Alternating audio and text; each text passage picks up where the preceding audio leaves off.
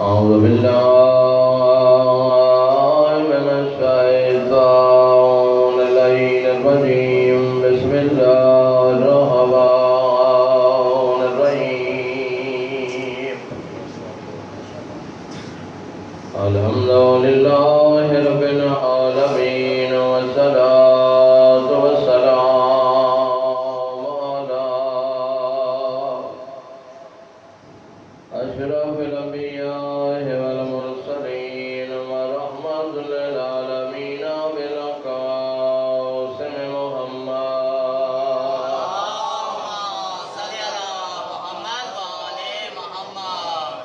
وعلى آله الطيبين الطاهرين المنتجبين المنتخبين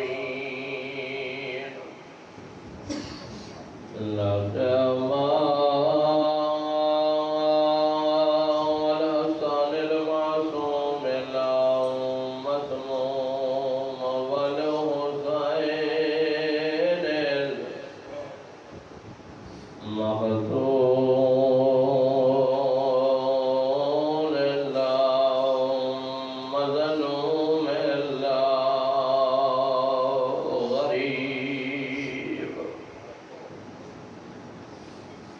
الغريب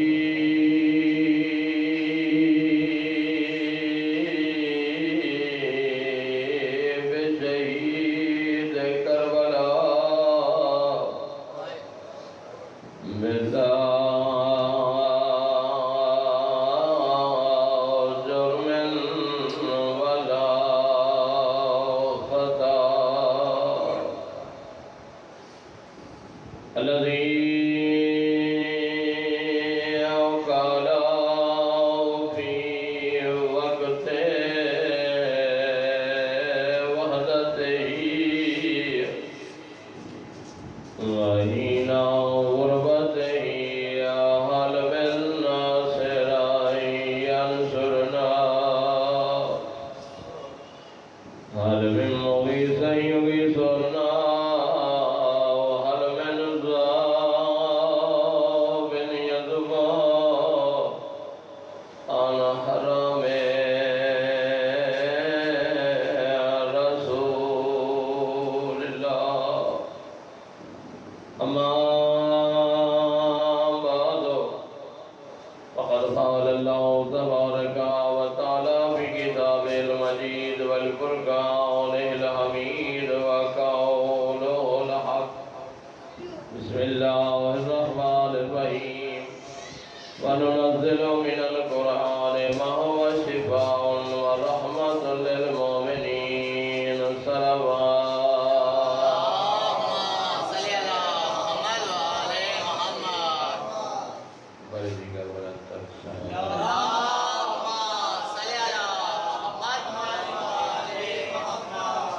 اپنے اپنے مقاصد کی مقبولیت کے لیے بلند آواز سے درود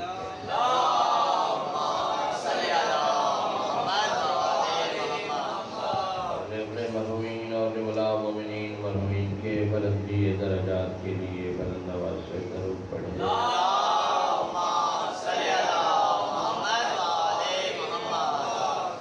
پہلے دعا کرتا ہوں کہ مولا کائنات مومنین کی یہ جلیل القدر عبادت قبول فرمائے اتنا دور و نزدیک سے آپ تشریف لائے ہیں مولا ہر قدم پر آپ کے صغیرہ کبیرہ گناہ معاف فرمائے پانیان کا یہ تمام مومنین کی شرکت مجاہدین کی شرکت بارگاہ کا اپنی بارگاہ میں قبول فرمائے ان تمام دعاؤں کی قبولیت کے لیے مل کے صلوات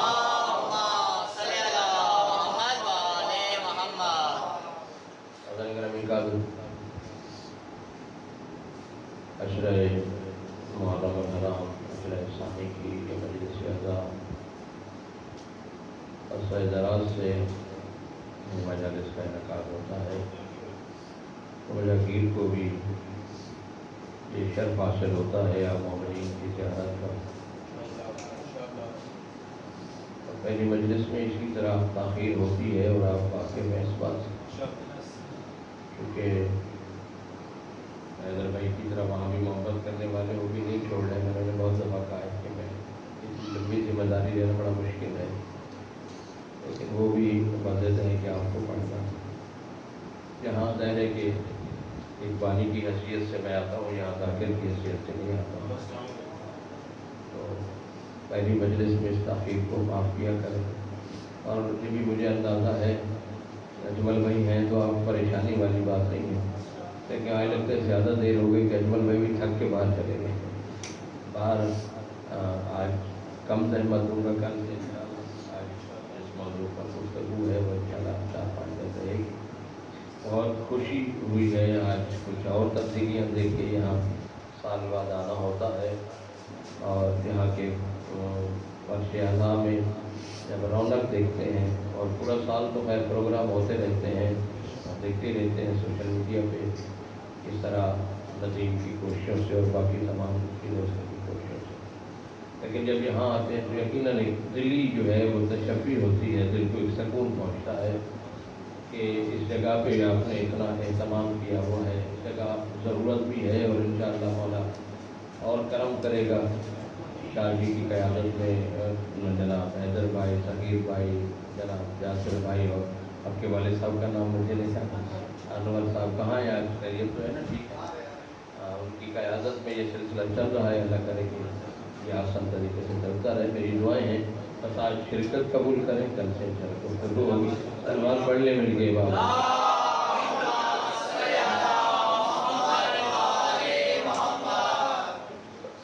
इरशाद परवरदिगार है वनुनज़्ज़िलु मिनल क़ुरआनि मा हुवा शिफ़ा। हमने कुरान को मोमिनीन के लिए नाज़िल फरमाया। कुरान में से जो भी है वो मोमिनीन के लिए शिफा भी है और रहमत भी है। सूरह बनी इसराइल है और इसमें वो करीम अल्लाह वाज़ेह तौर पर कह रहा है कि जो कुरान करीम है इसमें शिफा भी है और मोमिनीन के लिए रहमत भी है। यानी कुरान की 6666 आयतें जो हैं ये मोमिनीन के लिए शिफा भी हैं और मोमिनीन के लिए रहमत भी है। यानी ये कुरान करीम जो अल्लाह की लाराइब किताब है, वो कुरान करीम जो परवरदिगार ने कि हर नबी को अल्लाह ने कोई ना कोई मौजज़ा अता फरमाया। आज थोड़ा सा ऐसा कि तमहीदी बात हो जाए ताकि कल जो गुफ्तगू हो वो आसान हो। और आप जानते हैं कि मैं थोड़ा सा मौजू जो लाता हूँ तो बिल्कुल पब्लिक नहीं होता है, वो अलग होता है। और आज जो मौजू का ऐलान करूँगा वो भी बिल्कुल अलग होगा, कि आप कहेंगे कि इंशाअल्लाह ये अलग बात है। तो कुरान करीम सरकार दो आलम को अल्लाह ने बतौर रहमत अता फरमाया, मौजज़ा था। जिस नबी को भी अल्लाह ने भेजा उससे कोई ना कोई मौजज़ा अता फरमाया, यानी उस दौर के मुताबिक जिस चीज़ की ज़रूरत थी वो अल्लाह ने अता फरमाया। मसलन हज़रत मूसा अलैहिस्सलाम को अल्लाह ने आसा अता फरमाया, क्योंकि मूसा अलैहिस्सलाम के दौर में जादूगरी का ज़माना था। लोग जादू करते थे और जादू से लोगों को हैरान कर देते थे। तो अल्लाह ने जनाब सरकार मूसा अलैहिस्सलाम को आसा अता फरमाया कि आसा हाथ में होता था तो आसा होता था, ज़मीन में काटते थे तो वो दरख्त बन जाता था, ज़मीन पे छोड़ देते थे तो वाइदहा बन जाता था। तो हज़रत मूसा अलैहिस्सलाम को अल्लाह ने ये नेमत अता फरमाई। एक दफ़ा अल्लाह ने पूछा भी था कि परवरदिगार माँ तिल का भी यमीने का, मूसा ये तेरे हाथ में क्या है? तो बच्चों फरमाएगा, अब ये मत समझिएगा कि अल्लाह को पता नहीं कि मूसा के हाथ में क्या है। भाई कुरान की आयत है ना, अल्लाह पूछ रहा है कि तेरे हाथ में क्या है। यानी उलमा ने बात इसको लिखा है कि बाज़ दफ़ा सवाल ऐसे होते हैं जो जिहालत की वजह से नहीं होते, बाज़ सवाल ऐसे होते हैं कि जिहालत की वजह से नहीं होते। बाज़ दफ़ा ऐसा होता है कि बंदा किसी की ज़ुबानी सुनना चाहता है। तो बच्चों फरमाएगा, अब चूँकि आसा जनाब मूसा को बहुत अजीज था, आसा से मूसा को मोहब्बत थी, तो अल्लाह जनाब मूसा की ज़ुबानी आसा की तारीफ सुनना चाहता था। बाकी अल्लाह को पता था कि इसके हाथ में क्या है। कुरान की आयत है, अल्लाह ने कहा मूसा तेरे हाथ में क्या है। यानी परवरदिगार सुनना चाहता है कि मूसा को जो आसा से मोहब्बत है, मैं इसकी ज़ुबानी इसकी तारीफ सुनूं। यानी बाज़ औक़ात ऐसा होता है कि सवाल इसलिए किया जाता है ताकि मुहिब से महबूब की तारीफ सुनी जाए। अब अगर तवज्जो फरमाइएगा, अब अगर कह रहा हो हज़रत जिब्राईल अलैहिस्सलाम कह रहे हो कि चादर तले कौन है, तो ये ना समझना कि जिहालत की वजह से पूछ रहा है।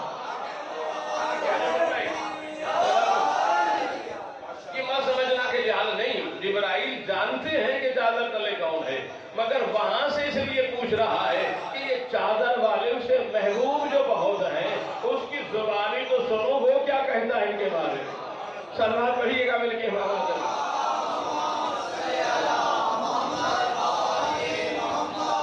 تعریف سننے کے لیے بھی سوال ہوتے ہیں کہ محب کی زبانی محبوب کی جو ہے وہ تعریف سنی جائے. تو اس لیے اللہ نے پوچھا تھا موسیٰ سے, موسیٰ تیرے ہاتھ میں کیا ہے؟ تو حضرت موسیٰ علیہ السلام نے کہا پروردگار یہ میرے ہاتھ میں عصا ہے, میں اس کے ذریعے جو ہے بکریوں کو چراتا ہوں, اس کے ذریعے بکریوں کے لیے میں رزق کا اہتمام کرتا ہوں, اس کے لیے میں کبھی اپنے لیے سایہ بنا لیتا ہوں. یعنی پوری تفصیل موسیٰ علیہ السلام نے بتائی. تو یہ عصا اللہ نے کیوں دیا؟ بات یہ ہو رہی تھی بطور معجزہ دیا. لیکن یہ معجزہ کب تک رہا؟ جب تک موسیٰ رہے, جب تک موسیٰ علیہ السلام تھے. عصا میں یہ اثرات تھے, وہ اژدہا بھی بنتا تھا, وہ درخت بھی بنتا تھا, وہ رزق کا اہتمام بھی سب کچھ ہوتا تھا. جیسے موسیٰ علیہ السلام چلے گئے عصا رہا مگر ایک سوٹا رہا اور کچھ نہیں رہا. یعنی ایک لکڑی کا ڈنڈا رہا, اس میں اور کچھ نہیں رہا, کیونکہ معجزہ تو تھا, معجز نما نہیں تھا.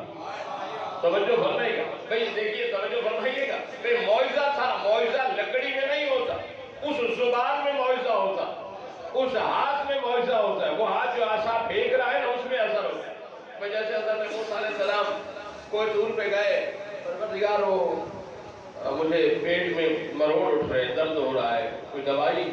تو پروردگار نے کہا موسیٰ جب جانا تو فلاں راستے سے جانا, وہاں تمہیں ایک نئی جڑی بوٹی نظر آئے گی, وہ توڑ کے اس کے پتے کھا لینا تو ٹھیک ہو جائے گا. حضرت موسیٰ سے واپس آئے تو انہیں کی جڑی بوٹی بالکل الگ نظر ہے, اس کے پتے توڑے کھا لی, شفا مل گئی.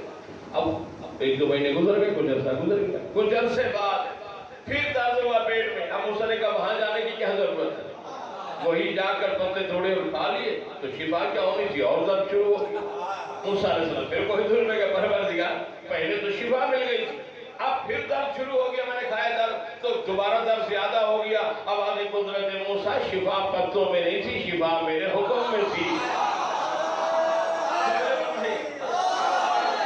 شفا جڑی بوٹیوں کے پتوں میں نہیں ہے, میرے حکم میں شفا. تو معجزہ جو تھا وہ لکڑی میں نہیں تھا, موسیٰ کے ہاتھ میں معجزہ تھا, کیونکہ معصوم تھے نا. معصوم جب زمین پہ بھیگا تو وہ اژدہا بن گیا, اگر زمین میں کاٹ دیا تو درخت بن گیا. تو جب تک موسیٰ تھے, مجھے عرض یہ کرنا تھا, ہر نبی کو اللہ نے معجزہ دیا, جب تک نبی تھے وہ معجزہ رہا. نبی چلے گئے تو معجزہ ختم ہو گیا. عصا کچھ عرصہ رہا مگر اس کے بعد غائب ہو گیا. بنی اسرائیل والوں نے کچھ عرصہ سنبھال کے رکھا مگر غائب ہو گیا, اس بحث میں نہیں پڑھتے ہیں. تو قرآن بھی اللہ نے میرے نبی کو معجزہ عطا فرمایا. یہ قرآن میرے نبی, کیونکہ سرکار کے زمانے میں, رحمت للعالمین کے زمانے میں علم کا ضرور تھا. ہر کوئی اپنے آپ کو عالم سمجھ رہا تھا, بڑے چرچے تھے علم کے, ہر کوئی کہتا تھا میں عالم ہوں. اور مولانا متقیان کیا فرماتے ہیں کہ جو کہے میں عالم ہوں وہ سب سے بڑا جاہل ہے. یہ علی والا کا فرمان ہے کہ جو خود کو عالم سمجھتا ہے وہ سب سے بڑا جاہل ہوتا ہے. تو سرکار رسالت مآب کے زمانے میں ہر بندہ کہتا تھا میں عالم ہوں, میں بہت بڑا عالم ہوں. علم کا چرچا تھا تو اللہ نے مصطفیٰ کو علم عطا فرمایا, یعنی یہ قرآن عطا فرمایا. انہوں نے کہا کہ جی ہم نے 70 اشعار لکھے, ایک قصیدہ 70 اشعار دیوار کعبہ پہ لٹکا دی, اس کے مقابلے میں لا سکتے ہو تو کچھ لاؤ. تو جب یہ قرآن کا سورہ کوثر نازل ہوا تو اللہ کے نبی نے اس کے ساتھ جا کے لگا کر کہا اے 70 اشعار لکھنے والوں, تم میں جرأت ہے تو ایک آیت لا کے دکھا دو.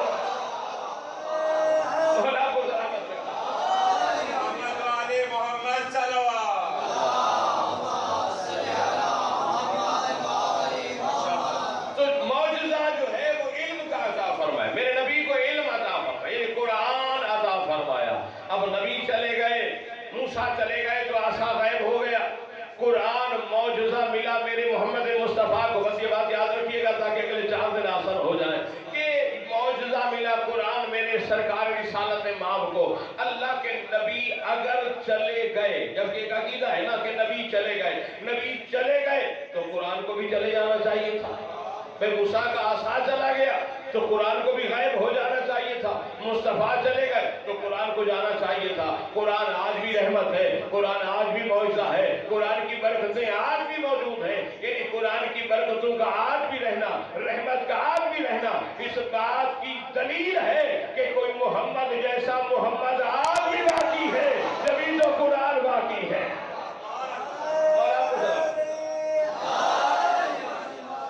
سلامت رہے.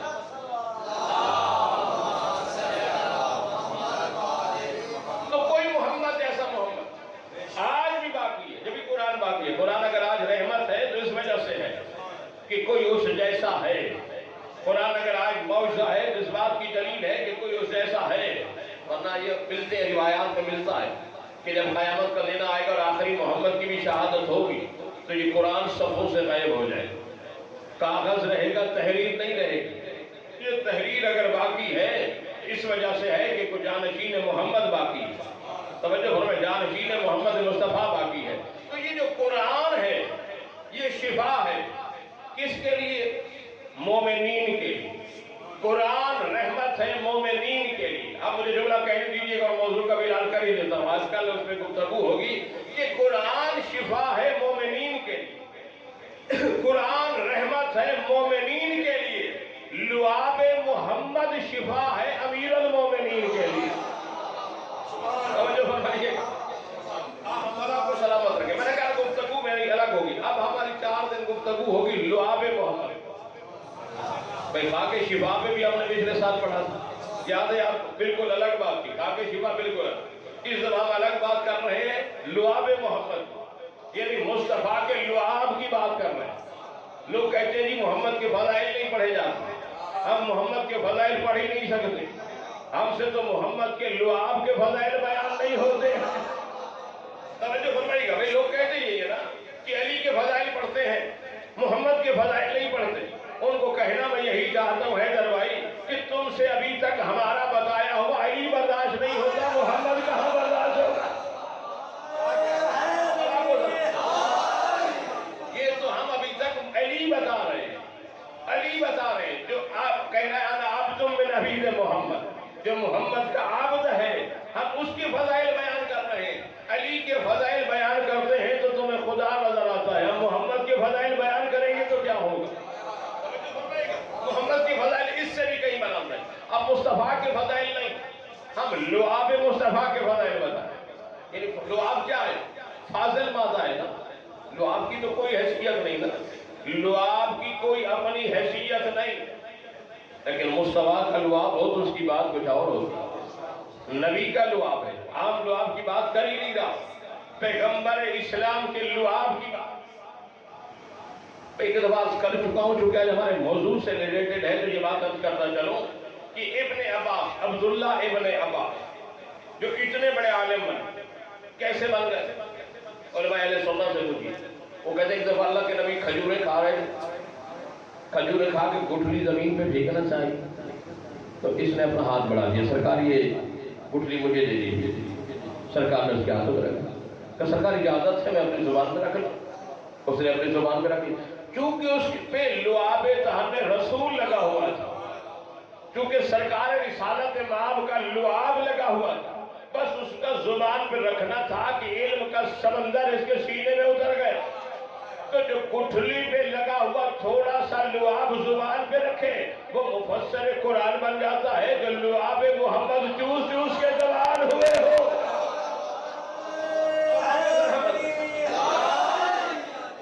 ان کے پاس کتنا علم ہو، وہ کتنے بڑے عالم ہوں گے، ان کو اللہ نے کتنا علم عطا فرمایا ہوگا کہ جن کی غذا ہی لعاب دہن رسول ہو، جن کی غذا ہی محمد کا لعاب ہو. بڑا مقام ہے لعاب. لعاب قرآن مومن کے لیے شفا، لعاب محمد امیر المومنین کے لیے شفا. آپ کہیں گے یہ مولانا نے کیسے کہہ دیا کہ امیر المومنین کے لیے؟ بھئی جنگ خیبر میں جب 39 دن کی جنگ ہو چکی تھی اور علی 39 دن تک نہیں تھے. اب لوگ کہتے یہی ہے کہ آشوب چشم تھا، کہتے لوگ یہی ہیں کہ علی کی آنکھیں خراب تھیں. لیکن میں اس بات کو نہیں مانتا کہ علی کی آنکھیں خراب ہو جائیں جب عین اللہ ہی خراب ہو جائے. تھکے ہوئے لگ رہے ہیں. جب اللہ کی آنکھیں ہی خراب ہو جائیں، آنکھیں خراب نہیں ہوئی. توجہ فرمائیے گا. اللہ کے نبی نے بلایا تو علی وہاں پہنچا. تو اللہ کے نبی نے کہا ادھر میں جملہ قیمتی ہے آپ کے حوالے کر رہا ہوں، نظر سمیر بھائی آپ کے حوالے کر رہا ہوں، جملہ لیجئے گا کہ آنکھیں خراب نہیں تھی. جب علی خیبر کے میدان میں پہنچے اللہ کے نبی نے کہا یا علی یہ کیا ہو گیا؟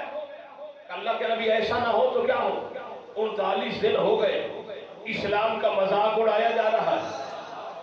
ہاں یہودی عورتیں اسلام پر دف بجا رہی ہیں، تالیاں بجا رہی ہیں، میری آنکھیں سرخ نہ ہوں تو اور کیا ہو؟ توجہ فرمائیے گا۔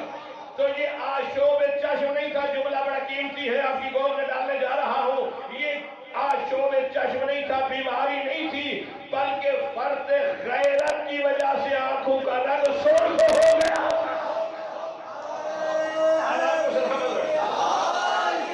یہ مذاق دیکھ کر، اسلام کا اڑتا ہوا مذاق دیکھ کر علی کی آنکھوں کا رنگ سرخ ہو گیا۔ اللہ کے نبی نے بلایا، یا علی دھرا میرے زانوں پہ سر۔ علی نے سر رکھا، اللہ کے نبی نے اپنا لعاب دہن اپنی انگلیش پہ لگا کے، توجہ فرمائیے گا، علی کی ایک آنکھ میں ڈال، پھر دوسری آنکھ میں لگایا۔ بس لعاب کا لگنا تھا کہ علی کی آنکھوں کی سرخی ظاہر ہو گئی، سرخی ظاہر ہو گئی، ختم ہو گئی۔ یہ لعاب دہن شفا بنا امیر المومنین کے لیے۔ توجہ فرمائیے گا، بھئی قرآن شفا ہے مومن کے لیے، لعاب محمد شفا ہے امیر المومنین کے لیے۔ اب مجھے کہنے دیجئے، اور جس علی کا قرآن مقابلہ نہیں کر سکتا، کوئی اور علی کا کیا مقابلہ؟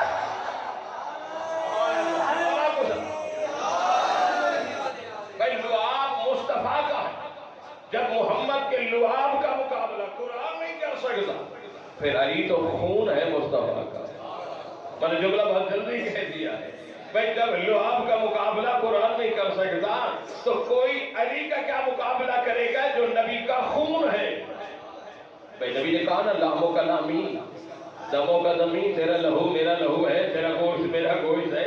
توجہ فرمائیے گا، تو وہ لگانا تھا، لعاب دہن لگانا تھا، شفا ہو گئی۔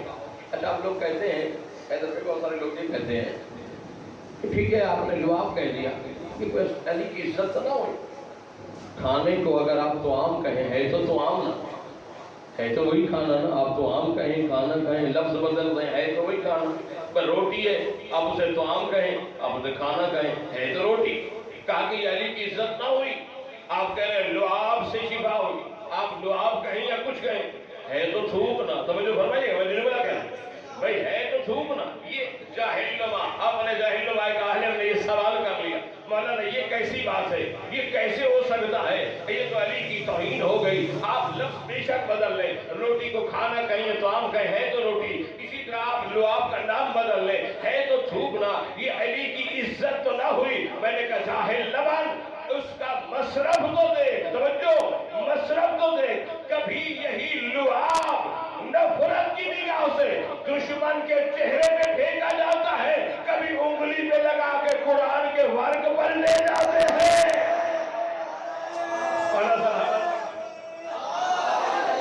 بھئی وہی لعاب ہے نا، دشمن کے چہرے پہ پھینکے تو اس کی بات کچھ اور ہو، اگر قرآن کا ورق پلٹے تو اس کی بات وہی لعاب ہوتا ہے۔ مصرف جب بدلتا ہے تو تاثیر بدل جاتی ہے، دشمن کے چہرے پہ پھینکو گے تو اور بات، قرآن کا ورق بدلو گے تو اور بات ہے۔ توجہ فرمائیے گا، تو لعاب محمد مصطفیٰ، لعاب کی بات چلے گی انشاءاللہ تعالی، اپنے ساتھیوں کو کہہ دیجیے، یہ پیغام پہنچائیے گا سب تک۔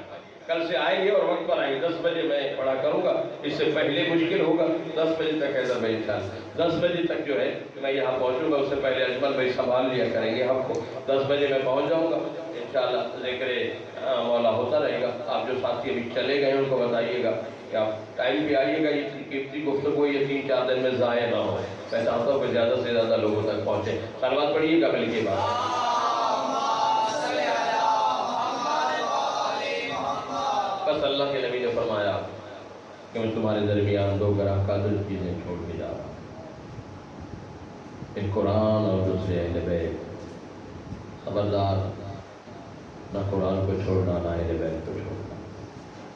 مسلمانوں نے نہ قرآن کو چھوڑا نہ اہل بیت کو چھوڑا، قرآن پر بھی تیر برسائے، اہل بیت پر بھی تیر برسائے، قرآن کو بھی نیزوں پر بلند کیا گیا، اہل بیت کو بھی نیزوں پر بلند کیا۔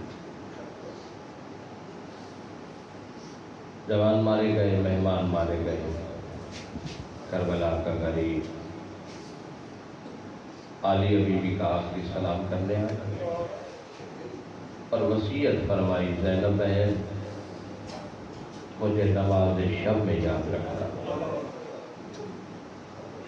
کیا غریب نہیں جانتے تھے کہ میری شہادت کے بعد کیا ہوگا؟ یقیناً جانتے تھے، لیکن یہ بھی جانتے تھے جتنا مشکل وقت آ گیا میری بہنیں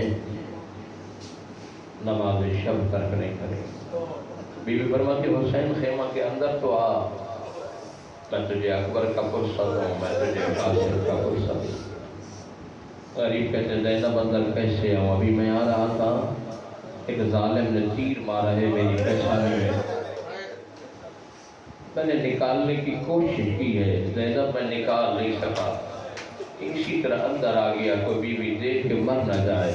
کہ حسین اندر تو آ، جیسے میں نے حسن کے جنازے سے تیر نکالے تھے تیری پیشانی کا تیر نکالا، جیسے میں نے ماں زہرا کے پہلو پہ پٹیاں باندھی تھی تیرے زخموں پہ پٹیاں باندھی۔ یہ غریب اندر آئے، پردہ دار نے گھیرا ڈالا، حسین اکبر کا پرسہ، قاسم کا پرسہ، عباس کا پرسہ۔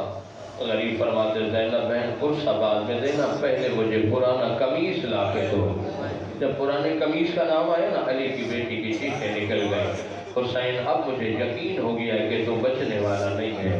زینب وہ کیسے؟ کہ مجھے ماں زہرا نے بتایا تھا کہ جب حسین پرانا قمیص مانگنے، سمجھنا حسین آخری سلام کر حسین پرانا قمیص کیوں؟ حسین تو کوئی غریب تو نہیں، تو کائنات کا وارث ہے، میں تجھے قیمتی لباس پہناتی ہوں، میں تجھے بادشاہ بنا کے بھیجتی ہوں۔ کہو زینب تو جانتی نہیں ہے، کوفہ کے لوگ ہیں، یہ میری شہادت کے بعد میرا لباس اتار کے لے جائیں گے۔ میں پرانا قمیص اس لیے پہننا چاہتا ہوں، جب 11 محرم کو تو بندھے ہوئے ہاتھوں کے ساتھ میری لاش پہ آئے تو کوئی تو کپڑا باقی ہو۔ اجرکم اللہ، اجرکم اللہ۔ بس عزادار ماتمی فردداروں کا سلام۔ سجاد کے سر پہ دستار رکھنے کے بعد غریب کربلا ذوالجناح کے قریب آئے، 3 مرتبہ حسین نے سوار ہونے کی کوشش کی، مگر اکبر کی جوانی کے زخموں نے سوار نہیں ہونے دی۔ جب تیسری مرتبہ سوار نہیں ہو سکے نا حسین، غریب نے مقتل کی طرف دیکھا، رو کر گئے اکبر عباس قاسم، میرے جوان کہاں گئے ہو؟ پہلے میں سوار ہوتا تھا، کیسے عباس آتے تھے، کیسے اکبر آتے، آج مجھے سوار کرنے والا کوئی نہیں رہ گیا۔ دادارو ماتمیوں، یا آہستہ کوئی لاشا کہیں سے بلند ہوا، کوئی لاشا کہیں سے بلند ہوا، یا آہستہ سے آواز آیا حسین چڑھا، میں بقیہ چھوڑ کے آ گئی۔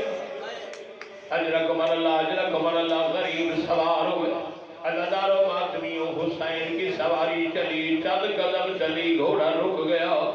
غریب کربلا فرماتے ذوالجناح مجھے آخری مرتبہ مقتل پہنچا، میں وعدہ کرتا ہوں آج کے بعد دوبارہ کبھی تیری زین پہ سوار نہیں ہوں گا۔ اور مولا آپ کا گریہ قبول فرمائے۔ ذوالجناح نے گردن جھکائی، امام سمجھ گئے حیوان ہے، بول نہیں سکتا مگر کچھ کہنا چاہ رہا ہے۔ اب جو امام نے زمین کی طرف دیکھا، شیعو مجھے معاف کر دینا، کیا دیکھا ہے؟ 4 سال کی معصومہ ہے، دونوں ہاتھ گھوڑے کے سبوں پہ رکھے ہوئے، رو کر کہہ رہی ہے میرے بابا کی سواری میرے بابا کو نہ لے جا، میں صبح سے دیکھ رہی ہوں جو بھی جاتا ہے واپس نہیں آتا۔ اجرکم اللہ، اجرکم اللہ۔ مولا گریہ قبول فرمائے۔ غریب زین سے اترے، سکینہ کو گود میں لیا، بوسہ دیا، میری بیٹی واپس لی جا، سکینہ تجھے آج کے بعد میرا سینہ نہیں ملے گا، سکینہ جہاں جگہ ملے سو جانا۔ عزادارو ماتمیوں، جب کہا نا میرا سینہ نہیں ملے گا، بچی کہتی ہے بابا آج کے بعد نہیں ملے گا، آج آخری مرتبہ مجھے سینے پہ سنا۔ یہ اللہ جانے کس درد بھرے لہجے میں سکینہ نے کہا ہے، اب بچی نے کس لہجے میں کہا ہے حسین جناب سکینہ کو انکار نہیں کر سکے، کربلا کی ریت پہ لیٹ گئے، سکینہ کو سینے پہ لٹایا ہوا ہے، بوسے بھی دے رہے ہیں، رو کر کہتے ہیں میری بیٹی جہاں جگہ ملے آج کے بعد سو جانا، سکینہ تجھے میرا سینہ نہیں ملے گا۔ سیو چند لمحے گزرے ہوں گے یا سکینہ نے بابا کا سینہ چھوڑ دیا ہے، کر چلے جاؤ. حسین کہتے سکینہ پہلے روک رہی تھی اب روانہ کیوں کر دیا؟ رو کر کہتی ہے بابا میں آپ کے سینے پہ لیٹی تھی میری آنکھ لگ گئی ہے. بابا میں نے خواب میں دیکھا ہے آپ کی ماں زہرا کے سر کے بال کھلے ہوئے ہیں. میرا شانہ ہلا کر کہتی ہے سکینہ حسین کو نہ روک. اجرکم اللہ اجرکم اللہ. مولا گریہ قبول فرمائے. چیو سکینہ خیمے میں حسین مقتل. بڑی طلالی جگہ غریب کربلا. حسین نے جب تلوار میان سے نکالی ہے فوجیں میدان چھوڑ کے بھاگی. غریب کہتے ہیں کھڑے ہو کر لڑو تم نے میرا اکبر مارا. کھڑے ہو کر لڑو تم نے میرا عباس مارا. کھڑے ہو کر لڑو تم نے میرے قاسم کی لاش پہ گھوڑے دوڑائے. 9 لاکھ فوج نے میدان چھوڑ دیا ہے. جب فوجیں بھاگی حسین کی جنگ دیکھ کر ایک دھیمے لہجے میں آواز آئی حسین اب تک تم نے بابا کی شجاعت دکھائی ہے اب ماں زہرا کا صبر دکھا. جب ماں کی آواز سنی حسین نے تلوار میان میں ڈالی ہے. جیسے ہی تلوار میان میں آئی بھاگتی فوجیں واپس آئی. کسی نے تیر مارا کسی نے نیزہ مارا. اتنے ظلم ہوئے کہ زہرا کا زال زیر سے ضمیر پر آیا. ایسے آیا جیسے نمازی سجدے کی حالت میں ہوتا ہے. 70ویں قدم میں جا کے ذوالجنا کو پتہ چلا ہے میرا سوار اتر گیا ہے. ذوالجنا واپس آیا. اس نے حسین کے گرد طواف کرنا شروع کیا. جتنے تیر آتے ہیں ذوالجنا اپنے سینے پر لیتا ہے. جب پورا جسم تیروں سے چھلنی ہو گیا ذوالجنا نے اپنی پیشانی زمین پہ رکھی. اپنی زبان میں کہتے مولا چڑھا میں آپ کو نجف لے جاؤں. مولا چڑھا میں آپ کو مدینے لے جاؤں. حسین کہتے ذوالجنا اب میری جینے کی خواہش نہیں رہی اور جن کے جوان مارے جائے. اجرکم اللہ اجرکم اللہ. بس آخری جملہ دادا وہی کہتے ذوالجنا مجھ پہ احسان کر اسی طرح خیمہ کے دروازے پہ چلا جا. میری بہنیں خیمہ کے دروازے پہ انتظار کر رہی. تیری خالی زین دیکھ کے زینب سمجھ جائے گی. عزیزانو ماتمیوں ذوالجنا مرتجل دوڑتا ہوا خیمہ کے